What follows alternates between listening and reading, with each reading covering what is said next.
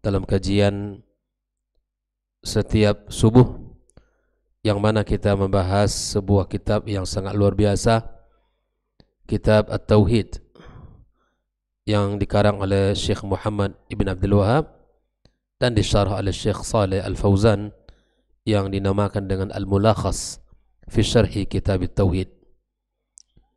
Mudah-mudahan ilmu yang kita pelajari menjadi cahaya dalam kehidupan kita, yang menembus setiap kebaikan-kebaikan yang bisa membawa kepada kehidupan yang lebih baik, ibadah yang benar, dan tujuan yang jelas kepada Allah Subhanahu wa ta'ala. Kemudian ucapan salat dan salam untuk Nabi kita yang mulia sallallahu alaihi wasallam, untuk keluarga dan keturunan beliau, para sahabat-sahabat yang telah berjuang bersamanya untuk menegakkan agama ini, serta siapapun dari umat Muhammad sallallahu alaihi wasallam yang berjuang dan menjalankan Islam secara ihsan sampai hari kiamat kelak. Dan tentunya tak lupa kita berdoa pula untuk kedua orang tua kita yang telah membesarkan dan mendidik kita, yang semoga Allah Subhanahu wa ta'ala ampunkan dosa-dosa mereka dan Allah jadikan pada tempat yang mulia di sisinya. Dan bagi siapapun orang tua yang masih hidup, semoga Allah Subhanahu wa ta'ala berikan keberkahan, kebaikan di sisa usia mereka, dan Allah bimbing mereka di dalam ketaatan. Untuk para guru, para masyayikh, para pendidik kita yang telah mengajari dan membimbing kita, semoga Allah Subhanahu wa ta'ala muliakan mereka dan Allah berkahi setiap kehidupan mereka. Pagi ini kita akan membaca bab baru pada halaman 102, bab la yuzbahu lillahi bimakanin yuzbahu fihi li ghairillah. Bab yang menjelaskan di mana tidak boleh kita menyembelih sesuatu untuk Allah di tempat yang mana di situ disembelih untuk selain Allah. Jadi kita sebagai seorang muslim tidak boleh menyembelih hewan kita, binatang ternak kita, pada tempat di mana di situ disembelih tempat penyembelihan yang bukan tujuan untuk Allah. Jelas ya babnya, bahwa di sini ada sebuah penekanan dari Syekh membuat sebuah bab, tidak bolehnya kita menyembelih di tempat di mana tempat itu disembelih hewan-hewan bukan untuk Allah Subhanahu wa ta'ala. Tentu ini adalah agar kita tidak dikira orang melakukan sesuatu yang bukan untuk Allah. Dan ini adalah usaha sebagai bentuk sadduz zari'ah, sebagai cara untuk menutup jalan-jalan kesyirikan, sehingga kita terselamat dari perbuatan yang tercela tersebut. Lalu kemudian Syekh Muhammad Ibn Abdul Wahab membawakan sebuah firman Allah Subhanahu wa ta'ala di dalam surat At-Taubah dengan mengatakan wa qaulillahi ta'ala, dan firman Allah la takum fihi abada, jangan kau dirikan salat di situ selama-lamanya. La masjidun ussisa 'ala taqwa min awwali yaumin ahaqqu an takuma fi. Dan masjid yang didirikan atas dasar takwa sejak hari di mana didirikan berhak untuk dilakukan salat di dalamnya. Fihi rijalun yuhibbuna ay yatatahharu wallahu yuhibbul mutahhirin. Di situ terdapat orang-orang yang ingin mensucikan diri mereka, dan Allah Azza wa Jalla menyukai orang-orang yang bersuci. Ikhwafillah, tentu di dalam ayat ini tidak terdapat kalimat yang mengatakan tidak bolehnya kita menyembelih di tempat yang di situ disembelih bukan untuk Allah Azza wa Jalla. Namun mari kita lihat penjelasan Syekh Shalih Al-Fauzan di mana bentuk larangan tersebut, sehingga beliau mendatangkan ayat yang barusan kita baca ini. dia mengawali dengan pembahasan munasabatul bab li kitab tauhid. Apa ketersesuaian bab ini, ya, di mana kita tidak boleh menyembelih di tempat yang mana di situ adalah disembelih untuk selain Allah Subhanahu wa taala. Nah, ketersesuaian bab ini dengan kitab tauhid adalah annahu tabi'un lil babil ladzi qablah. Bab yang sedang kita baca ini adalah bab yang merupakan kelanjutan dari bab sebelumnya. Ya. Apa bab sebelumnya? Ya, bab yang menjelaskan tentang az-zabhu, ya, li ghairillah. Nah, li'anna alladhi qablahu fihi bayanu hukum az-zabhi li ghairillah. Karena bab sebelum ini adalah bab yang menjelaskan tentang hukum menyembelih selain untuk Allah. Wa hadzal bab, adapun bab ini, bab yang sedang kita baca ini, fihi man'ul wasilati lil al-musila ila dzalik. Bab yang sedang kita baca ini bab yang melarang kita untuk bab yang melarang tentang sebuah sarana yang menyampaikan kepada kesyirikan. Wa man'ut tashabuhi bi ahli, dan kita dilarang untuk, ya, menyerupai para pelaku kesyirikan. Saya ulangi bahwa bab yang sebelum ini bab yang bicara tentang sebuah hukum yang bicara, ya, sembelihan untuk selain Allah. Adapun bab yang sekarang ini bab yang menjelaskan tentang larangan sebuah sarana yang akan menyampaikan, mengantarkan seseorang kepada kesyirikan, atau kita, ya, menyerupai para pelaku kesyirikan. Sekali lagi saya katakan bahwa ini bab ini adalah bab yang dimana masuk kepada kaidah masyru'iyatus saddiz zari'ah. Disyariatkannya kita untuk menutup celah-celah, pintu-pintu yang mengantarkan kita kepada kesyirikan. Apapun pintu celah yang bisa mengantarkan kita kepada kesyirikan mesti ditutup. Atau bab yang mengantarkan kita kepada kekufuran mesti diakhiri, ya, dan seterusnya. Lalu kemudian Syekh Shalih Fauzan menjelaskan beberapa makna kalimat yang ada dalam ayat ini. Yuzbahu fihi li ghairil, artinya ay u'idda lidzalik wa qusda min ajli. Dipersiapkan untuk itu atau dijadikan tujuan penyembelihannya untuk selain Allah Subhanahu wa taala. Ya, la takum fihi artinya la tusalli fi masjidid dirar. Masjid dirar ini masjid yang didirikan oleh orang-orang munafikin ketika Nabi SAW, ya, mendirikan Masjid Nabawi, dan ini mereka mendirikan Masjid Dirar yang kemudian bisa didirikan bukan dengan tujuan kebaikan, tetapi dengan tujuan untuk mendatangkan perpecahan, untuk mendatangkan perselisihan. Itu Masjid Dirar namanya.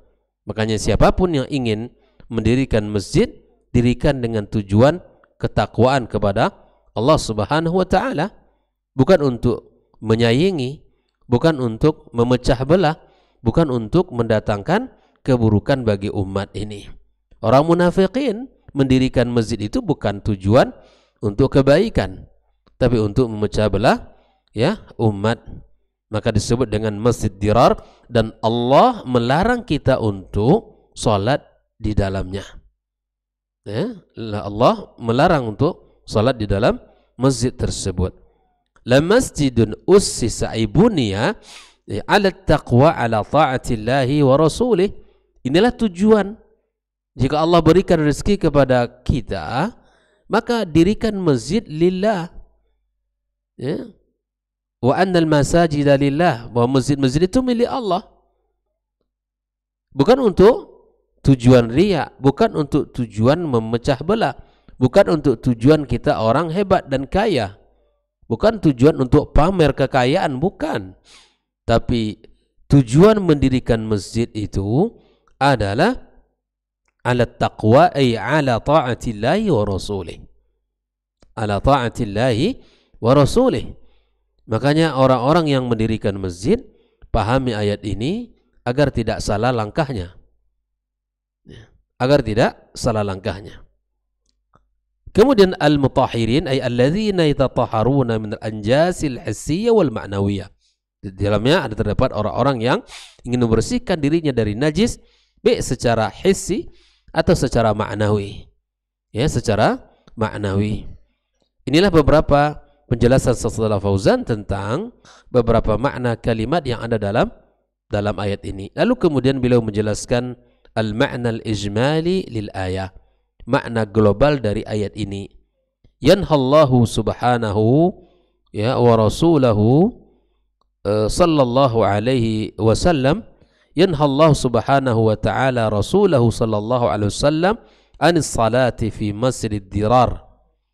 Ya, Allah subhanahu wa ta'ala di dalam ayat ini melarang nabinya sallallahu alaihi wasallam untuk salat di masjid ad-dirar yang dibangun alladzi banahul munafiqun, yang dibangun oleh orang-orang munafik, mudharatan li masjid Quba. Ya, di masjid Quba. Ya, dia menjadi sebuah tandingan untuk masjid Quba. Ya, masjid Dirar itu sebuah tandingan yang akan membahayakan masjid Quba. Wa kufran billahi wa rasulih. Ya, wa talabu minar rasul sallallahu alaihi wasallam ayusalliya fihi. Ya, ikhwafillah, ini adalah sebuah penjelasan yang luar biasa tentang larangan kita tentang sebuah masjid, salat untuk di masjid Ad-Dirar. Naam. Ikhwafillah, sekali lagi bahwa sesungguhnya orang-orang munafikin itu tinggal bersama Rasulullah, kemudian hidup di tengah-tengah para sahabat, bahkan bertetangga dengan Rasul sallallahu alaihi wasallam. Tapi apa yang terjadi? Ya, karena Allah Subhanahu wa taala yang menutup cahaya iman di hati mereka, hanya kebencian yang ada pada diri mereka. Makanya tidak ada jaminan bagi siapapun yang bertetangga misalnya dengan para ulama, dengan ahli ilmu, mereka otomatis baik, tidak.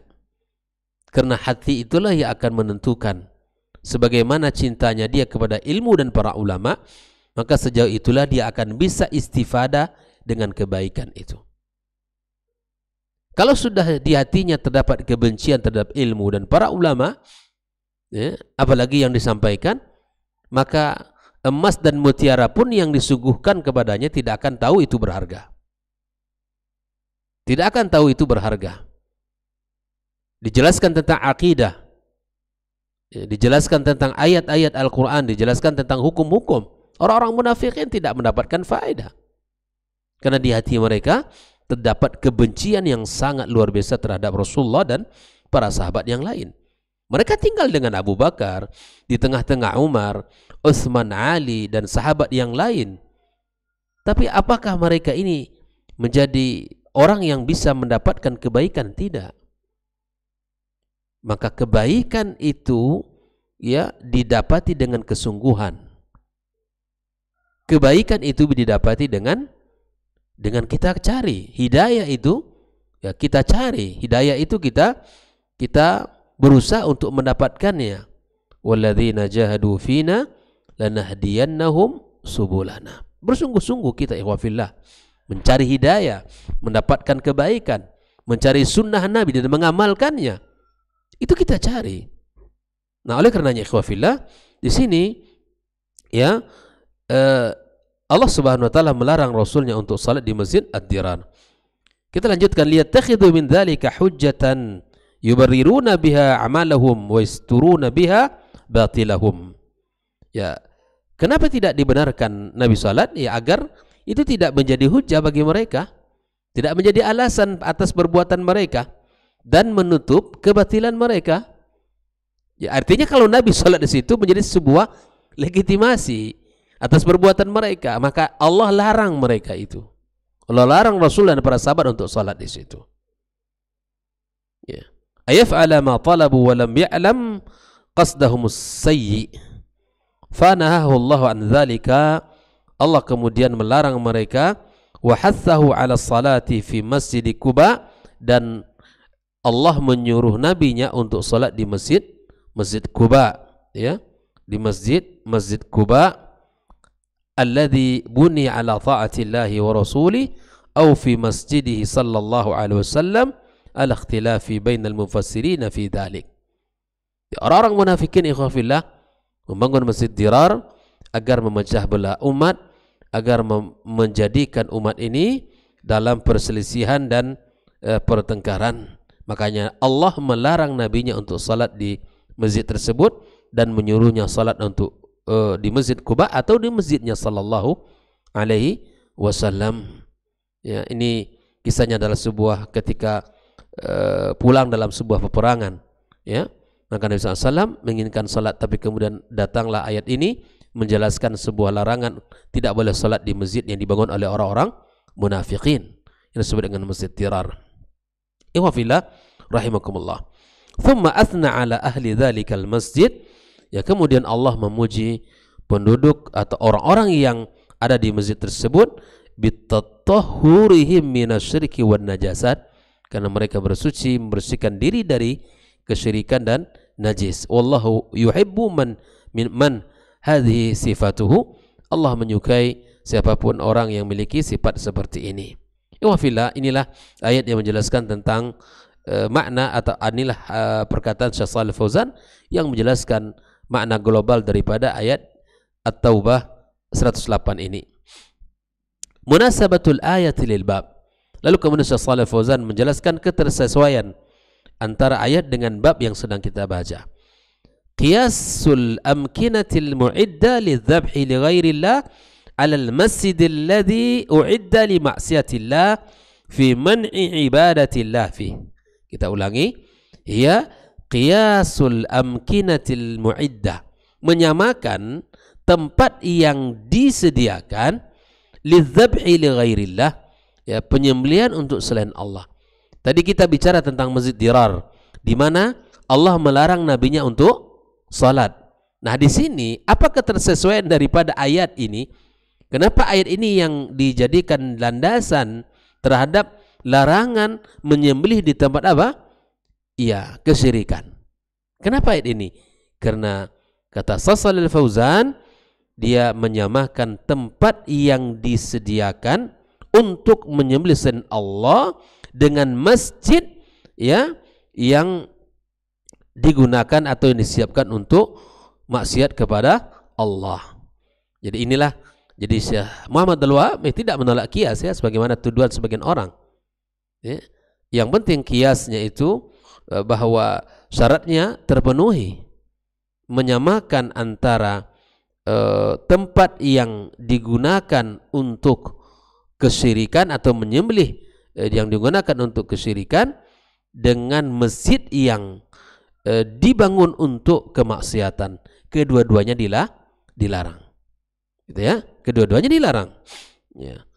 U'idda li ma'siyatillah fi man'i ibadatillah fi. Masjid dirar dibangun untuk maksiat dan dikarenanya dilarang untuk salat di dalamnya. Fakama anna hadzal masjid la yajuzu salatu fihi lillah, sebagaimana masjid dirar tidak boleh salat di dalamnya, fakadzalika hadzal maudi', begitupun tempat allazi u'idda lidzabhi, yang disediakan tempat itu untuk menyembelih li ghairillah, la yajuzu dzabhu fihi lahu subhanahu. Maka di tempat itu pun tidak boleh kita menyembelih hewan ternak kita yang kita peruntukkan untuk Allah. Jelas ya? Alhamdulillah, bahwa ada ketersesuaian antara ayat dengan bab.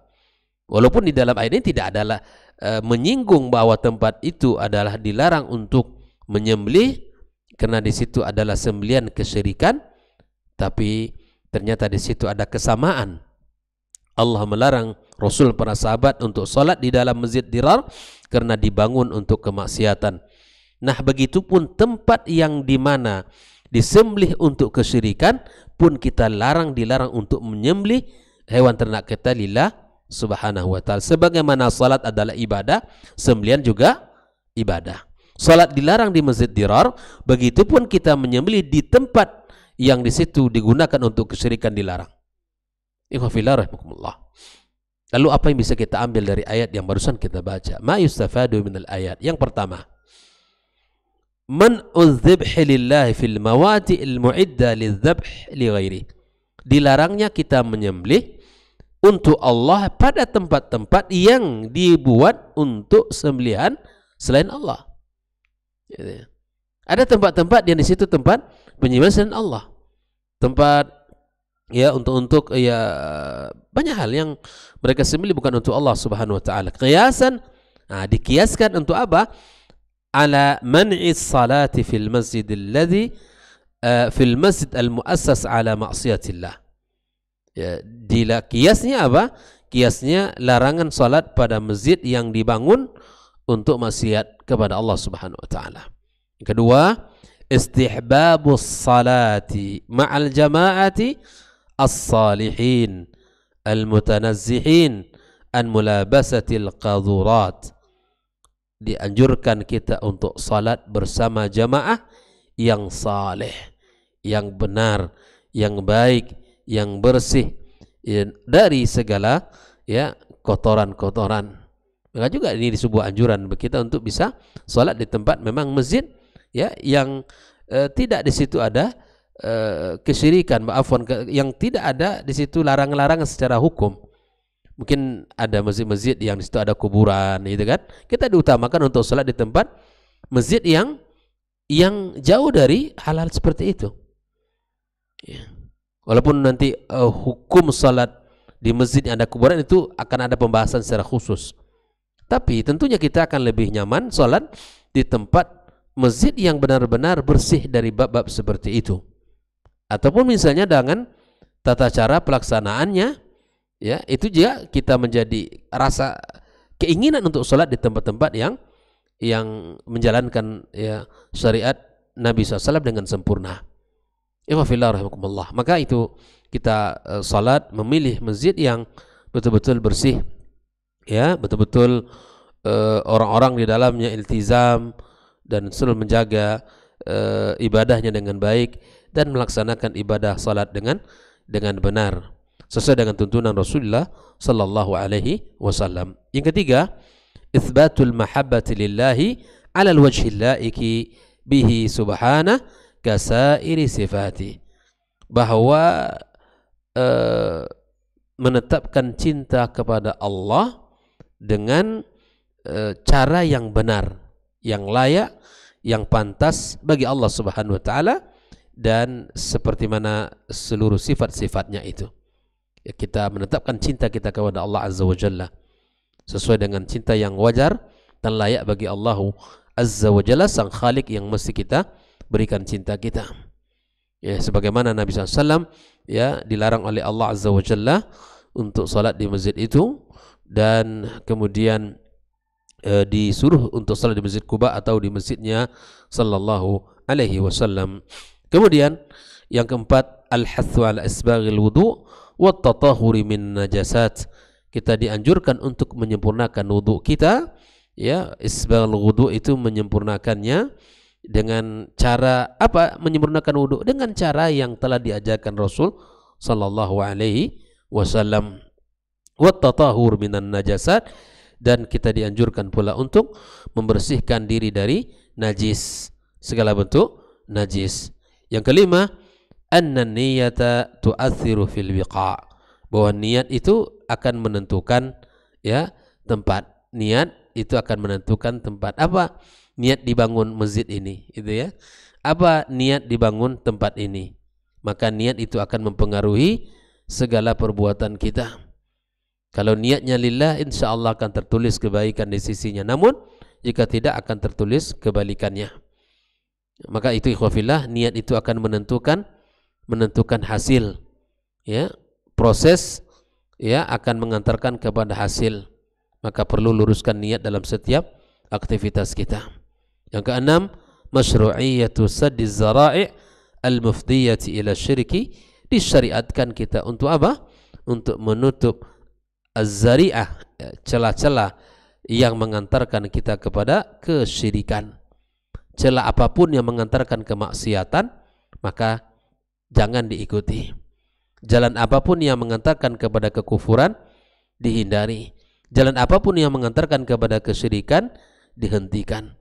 Maka dengan cara kita tidak melakukan jalan-jalan tersebut, kita artinya kita telah menyelamatkan diri kita dari kesyirikan itu sendiri. Maka ikhwafillah, dia bisa mengukur dirinya. Kalau dirinya lemah, maka jangan cari ya sebab-sebab yang mengantarkan dia kepada maksiat. Kalau dirinya tidak kuat, maka jangan cari celah-celah atau jalan-jalan yang menyebabkan dia terjerumus kepada dosa dan kesyirikan. Maka itu, bersahabatlah dengan orang-orang saleh, hiduplah di lingkungan orang-orang baik, ya, teruslah bersama orang-orang yang senantiasa semangat dalam ibadah kepada Allah. Itu akan memberikan nilai positif dalam kehidupan kita. Itu akan memberikan nilai positif dalam kehidupan kita. Kita akan terjaga dari segala keburukan. Kita akan terselamatkan dari segala bentuk ya kemaksiatan, karena kita dikawal oleh orang-orang yang baik, yang semangat di dalam melakukan amal saleh. Nah, semua jalan yang menuju kepada keburukan mesti kita hentikan. Semua jalan yang menuju kepada kemaksiatan mesti kita tutup. Siapapun kita harus memiliki semangat ini. Para pemerintah yang memiliki amanah yang besar, maka dia mesti paham kaidah ini. Mesti paham kaidah ini sehingga apa? Dia mengambil kebijakan-kebijakan yang bisa menyelamatkan masyarakat. Para ulama juga demikian. Para guru, para tokoh masyarakat harus memahami semua celah dan jalan yang mengantarkan kepada kesyirikan mesti ditutup. Dan semua cara dan jalan yang mengantarkan kepada maksiatan mesti dihentikan. Karena itu adalah bagian daripada syariat kita yang mulia ini. Di dalam menjaga jiwa kita, menjaga akal kita, menjaga keturunan kita, harta kita, dan kehormatan kita. Yang disebut dengan maqasid al-khams, ya, ad-daruriyatul khams, yang mesti kita jaga di dalam kehidupan kita ini. Ikhwafillah rahimakumullah, inilah ayat yang kita baca dari bab yang mana larangan kita untuk menyembelih untuk Allah di tempat yang di situ disembelih ada kesyirikannya dengan tujuan bukan untuk Allah Subhanahu wa ta'ala. Maka itu bersihkan segala bentuk hal yang menodai daripada agama kita, dan bersihkan segala bentuk yang akan mengotori ya perjuangan kita dan perjalanan kita menuju Allah Subhanahu wa ta'ala. Wallahu ta'ala alam, wa sallallahu ala nabiyyina Muhammadin wa ala alihi wa sahbihi ajma'in, wa subhanakallahumma bihamdik asyhadu an la ilaha illa anta astaghfiruka wa atubu ilaik. Wassalamu alaikum warahmatullahi wabarakatuh.